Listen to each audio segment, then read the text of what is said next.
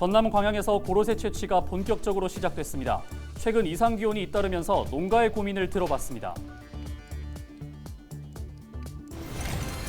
신안 흑산공항 건설에 청신호가 켜졌습니다.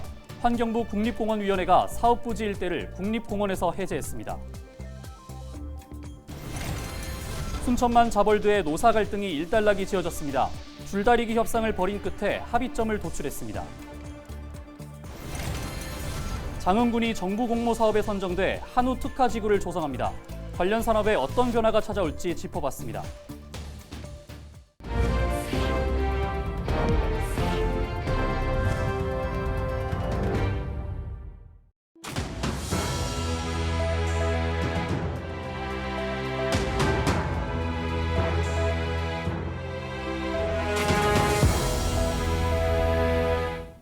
시청자 여러분 안녕하십니까? 헬로티비 전남 뉴스입니다. 겨울에서 봄으로 넘어가는 이 시기에만 수확돼 봄 숲의 선물이라 불리는 고로쇠 수액 채취가 한창입니다. 올해 생산량은 지난해와 비슷할 것으로 보이는데요. 다만 한파의 기온이 오락가락하면서 농가들은 수요가 가장 많을 시기에 수액을 바로 공급하지 못하는 어려움을 겪었습니다. 보도에 김신혜 기자입니다. 광양 백운산 해발 500m 고지에 있는 고로쇠 수액 채취 현장입니다. 구멍을 뚫어 관을 꽂자 고로쇠 수액이 한 방울씩 나옵니다. 고로쇠 수액은 미네랄과 마그네슘, 칼슘이 풍부해 골다공증 개선에 효과가 있는 것으로 알려져 있습니다. 뼈에 이로운 물이라 해서 골리수라 불렸던 고로쇠 수액 채취가 지난 17일부터 광양에서 시작됐습니다. 올해 광양에서는 1월 말부터 3월까지 약 2달 동안 생산됩니다. 보통 고로쇠 수액은 유통기한이 15일 안팎이어서 출하 시기가 되면 주문이 한꺼번에 밀려듭니다. 1월 17일부터 올해는 받게 됐는데요. 지금 현재 받고 시작하자마자 많이 찾고 있는 추세입니다. 사정이 이렇다 보니 고로쇠 농가는 기후 변화에 민감할 수밖에 없습니다. 수요가 밀려드는 시점에서 일정한 기온차가 유지되지 않으면 수액이 잘 나오지 않기 때문입니다. 실제로 올해는 설 연휴에 역대급 한파가 찾아오면서 공급이 수요를 따라가지 못했습니다.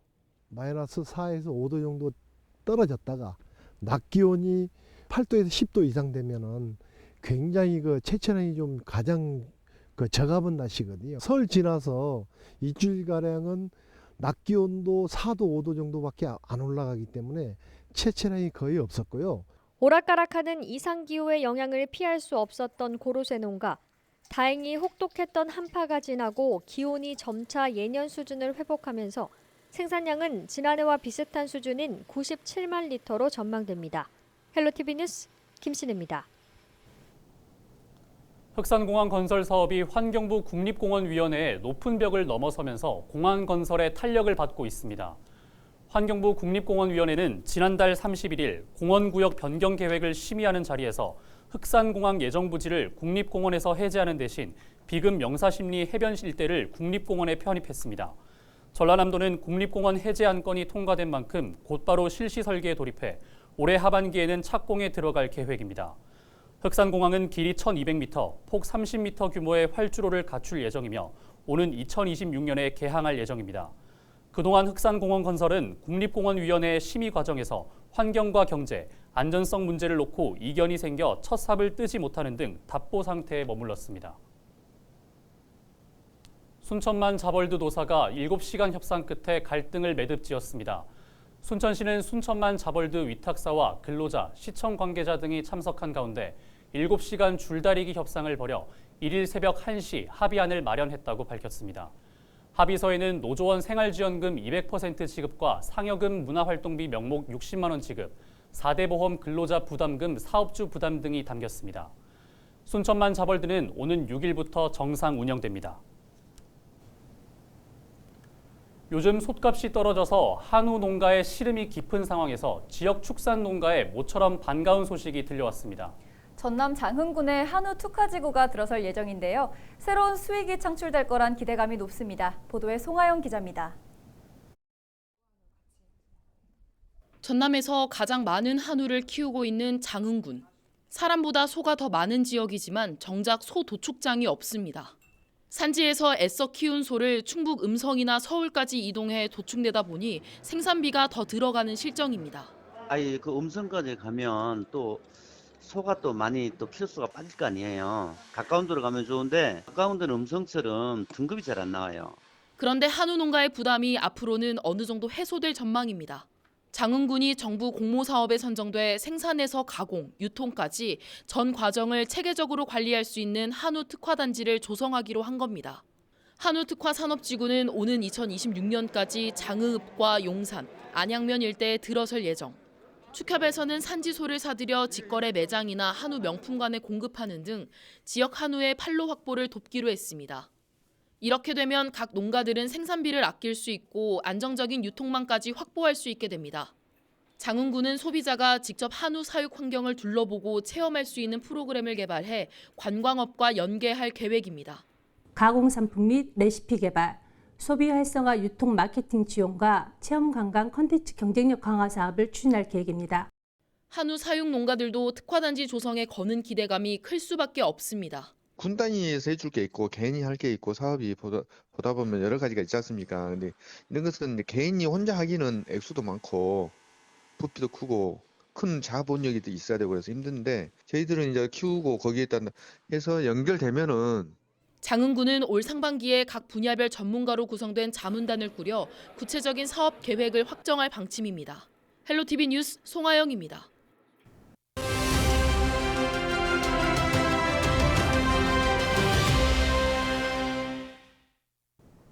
섬과 산간벽지 주민들은 지리적, 사회적 여건상 기본적인 사회 서비스조차 누리기 어려워 많은 불편함을 겪고 있는데요. 이들에게 다양한 서비스를 제공하기 위해 운행 중인 찾아가는 전남 행복버스가 올해도 출발했다고 합니다. 자세한 내용 전라남도 김상철 지역보훈팀장 전화 연결해 이야기 나눠보겠습니다. 팀장님 안녕하십니까? 네, 안녕하세요. 전남도청 사회복지과 지역보훈팀장 김상철입니다. 네, 먼저 찾아가는 전남 행복버스 어떤 건지 설명부터 들어볼까요? 네, 한마디로 말씀드리면은 마을을 직접 찾아가 보건, 복지, 의료 서비스를 제공하는 우리 전라남 도만의 유일한 복지시책이라고 말씀드립니다. 찾아가는 전남 행복버스는 지리적 여건으로 인해서 복지가 취약하고 소외된 도민들을 위해 마을을 찾아가 보건과 복지 그리고 다양한 체험 프로그램 등의 서비스를 제공하는 어찌 보면 주민들에게는 종합 선물 세트 같은 행복시책입니다. 네, 올해는 어떻게 운영될지 궁금한데 새롭게 추진하고 또 확대하는 부분도 있다고요. 네, 2023년도 찾아가는 전남 행복버스가 다양한 프로그램으로 더 많은 마을을 찾아갑니다. 기본적으로 보건과 복지 관련된 프로그램에 대한 서비스를 제공하고 있는데요. 기존 14종에서 20종으로 서비스 종류를 확대하였습니다. 확대된 서비스는 기초검진에 대한 만족도를 반영해서 이번에 스트레스 검사를 추가하였습니다. 그리고 시군 협조로 공보위를 통한 건강 상담도 강화할 예정입니다. 또한 어르신들의 젊음을 찾아드릴 수 있는 머리 염색 봉사, 반려식물 체험 프로그램, 작은 영화관, 문화공연 및 지역 대학과 협업한 푸드트럭 등도 추가해서 더욱 풍성하게 찾아뵙고자 준비하고 있습니다. 아울러 운영 횟수도 크게 늘렸습니다. 저희가 기존에는 주 3회 100개 마을을 목표로 운영을 했었습니다. 아무래도 코로나19 상황이 있었기 때문에 상황에 따라 활동이 위축되었던 시기도 있었는데요. 올해부터는 주 4회 연간 210개 마을을 대상으로 7,000분께 서비스를 제공하는 목표로 더욱 열심히 뛸 준비를 마쳤습니다. 네, 기존보다 더 다양한 서비스를 제공하고 운영 횟수도 늘려서 도민들이 더 편하게 서비스를 이용할 수 있을 것으로 보이는데요. 팀장님, 끝으로 앞으로의 계획까지 말씀해 주시죠. 네, 찾아가는 전남 행복버스가 2월 1일부터 출발합니다. 도민 여러분께 더 큰 즐거움과 행복을 드리기에 각 기관에서도 적극 협조해주고 계시는데요. 보내주신 성원만큼 더욱 열심히 뛸 것입니다. 찾아가는 전남 행복버스가 따뜻하게 맞아주시고 많은 격려와 응원 부탁드립니다. 감사합니다. 네, 지금까지 전라남도 김상철 지역보훈팀장 전화 연결해서 이야기 나눠봤습니다.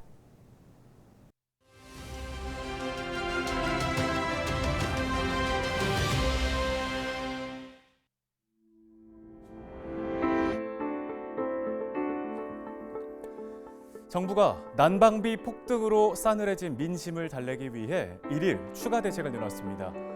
지난달 주무처인 산업통상자원부가 에너지 바우처 지원 금액을 2배 올리고 가스요금 할인폭도 2배 확대하는 방안을 내놨지만 차상위 계층 등에 대한 지원이 부족했다는 지적이 계속되어 왔는데요. 정부는 추가 대책 발표를 통해 모든 기초생활수급자와 차상위 계층에 최대 59만 2천 원까지 가스요금 할인을 결정했다고 밝혔습니다. 지난해 기준 기초생활수급자와 차상위 계층은 총 201만 8천여 가구였는데 도시가스를 이용하는 168만 7천여 가구에 이 난방비 할인 혜택이 주어집니다. 이번 가스비 지원은 지난해 12월부터 오는 3월까지 겨울철 4개월간의 요금 할인 방식으로 진행되는데요. 온라인으로는 복지로 누리집에서 신청을 하면 됩니다. 또 주민등록상 살고 있는 읍면동 행정복지센터를 방문해 에너지 바우처를 받을 수도 있습니다.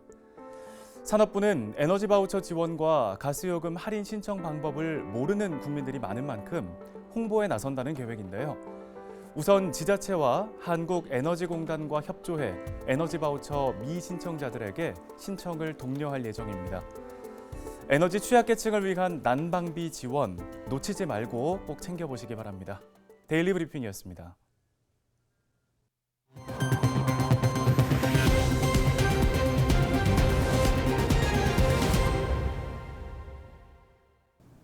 전남교육청이 한국창의예술고등학교가 제출한 창의융합신설 과목 11개 전체를 미승인했습니다.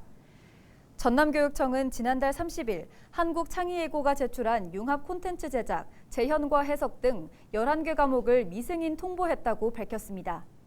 미승인 주요 사유로는 심의 자료가 부족하고 평가 단계가 부적절하며 교재 개발이 이루어지지 않았다고 명시했습니다. 전남교육청은 창의예고에 국가 수준의 교육과정에 맞춰 교과목 신설 자료를 수정 제출하라는 입장을 전달했다고 설명했습니다. 한편 한국창의예술고등학교는 신홍주 교장의 국책연구과제 수행을 위해 무리하게 창의융합 교과목을 신설 운영하고 그 결과를 연구보고서에 작성한 사실이 드러나 논란이 일고 있습니다. 목포 시내버스 시민대책위원회가 버스회사 대표에게 면허권을 반납하라고 촉구했습니다. 목포 시내버스 대책위는 1일 버스회사 대표의 자택 인근에 모여 그동안 시민들의 혈세로 부를 축적하고도 이제서야 적자와 연료비 체납을 이유로 시내버스 운행을 중단한 건 시민들을 무시하는 처사라며 버스 면허를 즉각 반납하고 시내버스를 시민의 품에 돌려달라고 요구했습니다. 그 부 축적해놓고 이제는 적자라고 버스 운행 못하겠다. 그러면 멈췄으면은 면허권 반납해야 돼. 안 그렇습니까? 목포시가 쓰레기 처리 시설 건립과 관련해 시민들의 의견을 듣는 자리를 마련했습니다. 목포시는 지난달 31일 2차 시민공청회를 열고 쓰레기 처리 시설에 대한 민간 투자 방식과 직영 방식의 장단점, 쓰레기 소각 방식의 종류와 원리, 경제성을 각각 소개했습니다. 공청회 과정에서 인근 주민들은 쓰레기 처리 시설이 들어서는 것 자체를 반대한다는 입장을 내비쳤고 무안군 주민들도 피해가 우려된다며 함께 논의할 수 있도록 해달라고 요청했습니다. 진보당 전남도당이 에너지 가격 급등에 따른 재난지원금 지급을 촉구했습니다. 진보당은 1일 전남도의회에서 기자회견을 열고 모든 도민에게 에너지 재난지원금 10만 원을 지급해야 한다고 주장했습니다. 에너지 재난지원금 지급에 소요되는 예산은 1,800억 원으로 예비비 등 22개 시군과 협력한다면 실현 가능하다고 덧붙였습니다. 1일 새벽 2시 30분쯤 광양의 금은방 두 곳에서 기금속 6천만 원어치가 도난당했습니다. 경찰 조사 결과 16살 A군 등 2명이 유리창을 깨고 침입해 범행을 저지르고 달아난 것으로 확인됐습니다. 경찰은 탐문 수사를 벌여 범행 4시간 만에 A군을 붙잡았으며 나머지 공범의 행방을 쫓고 있습니다. 광양보건대학교와 광양시의회가 보건대 정상화를 위해 함께 협력하기로 했습니다. 광양시 등 3개 기관은 지난달 31일 협약식을 열고 학교 정상화를 통해 지방 소멸 위기를 극복할 수 있도록 유기적 협력 체계를 구축하기로 약속했습니다. 이번 협약으로 광양시와 의회는 지역 인재 양성 등 광양시 발전에도 적극 나설 계획입니다. 이상으로 뉴스를 마칩니다. 함께해 주신 여러분 고맙습니다.